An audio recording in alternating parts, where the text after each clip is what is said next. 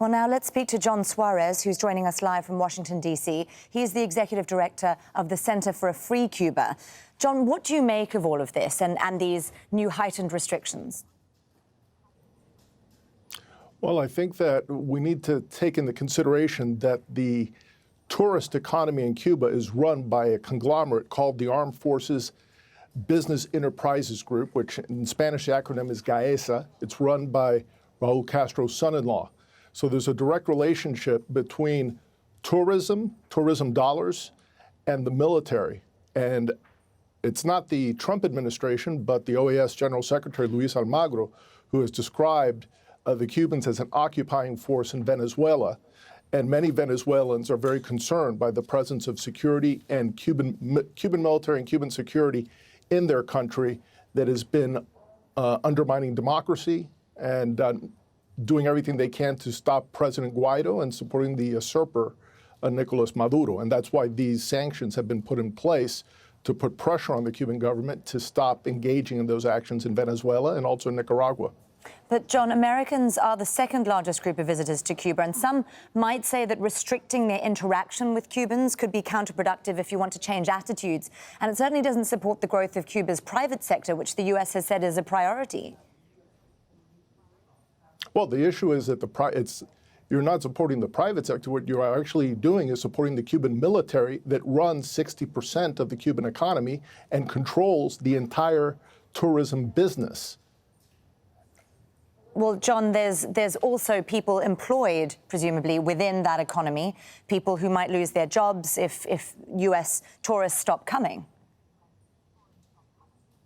There are people that are employed, but it is, in the majority of cases, through state enterprises. There are also the issues of what they call cuenta propistas that have to get licenses through the government, and they're also conditioning their loyalty for the regime to be able to maintain those licenses. So there is really this discussion of economic liberalization that somehow it's going to open things up. I think I hear echoes of what I heard back in the 80s and 90s regarding China, and there seems to be more of an interest in the economics and rather in the human rights. And over the long term, as we've seen in China, that hasn't improved the human rights situation there.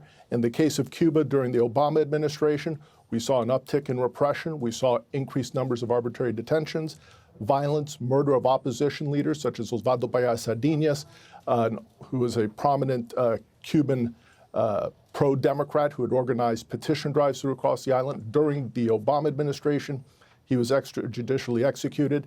The leader of the Ladies in White also died under suspicious circumstances, Lara Poyan, a year earlier. So there are consequences to this détente that we talk about during the Obama administration was not without serious costs. What we're seeing now with this administration is a regional focus, with regards to Venezuela and Nicaragua to try to do something to improve the situation there and recognizing that Cuba is a bad actor.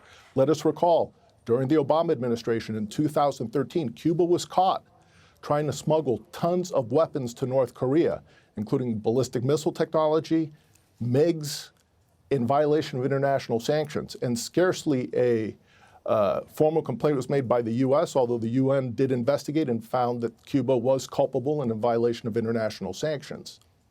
John, I do want to ask you also about the timing of this, because one could also argue that this is about a U.S. election and voters in Florida rather than the Cuban people or indeed the Venezuelan people.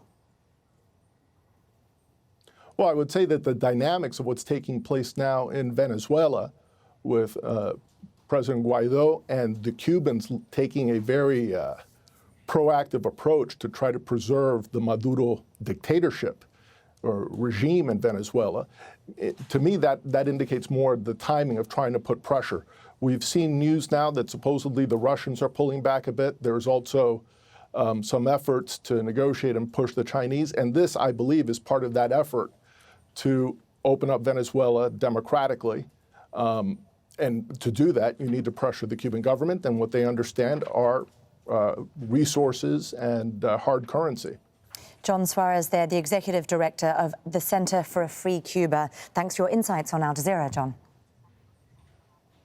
Thank you, Natasha.